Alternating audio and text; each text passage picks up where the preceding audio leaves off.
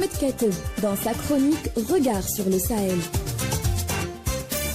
Dans la précédente chronique, nous avons parlé de la fuite en avant d'Assimi Goïta et de sa clique dans le verrouillage de la scène politique malienne.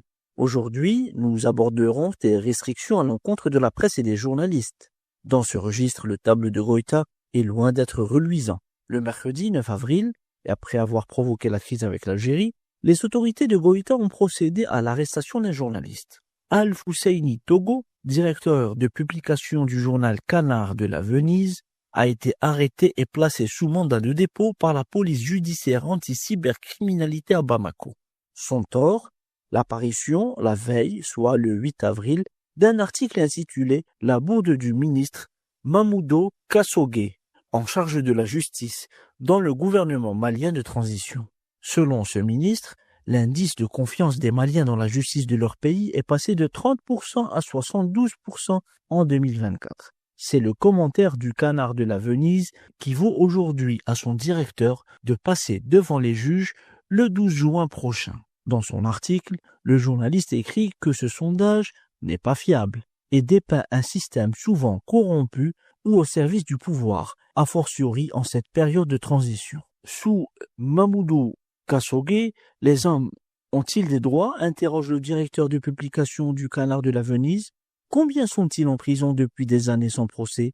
Combien de leaders politiques et d'opinion sont-ils en exil?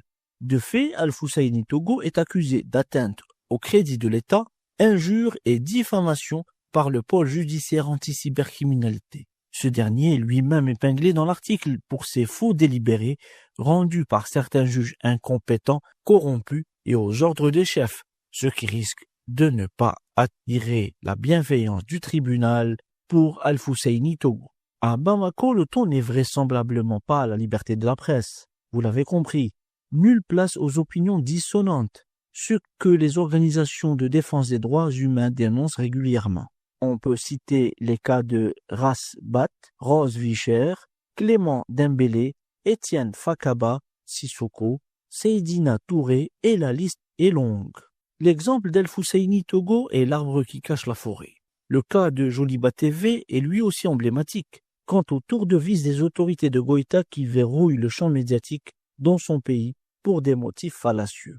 Le 26 novembre dernier, et à la suite de la diffusion d'un débat au cours duquel la véracité d'un supposé coup d'État déjoué au Burkina Faso avait été mise en doute, la chaîne de télévision Joliba TV a vu sa licence d'exploitation suspendue après un jeu de rétropédalage de la haute autorité malienne de la communication AC, prise en tenaille par les autorités putschistes de Goïta et les pressions de la maison de la presse qui représente la corporation des journalistes maliens. Ces exemples de restrictions systématiques à l'encontre des médias maliens renseignent sur l'autoritarisme de Goïta et de ses acolytes et leur fuite en avant pour détourner l'attention du peuple malien qui a vu ses aspirations confisquées par une junte incapable d'offrir le minimum de sécurité à ses concitoyens. À bientôt pour une nouvelle chronique.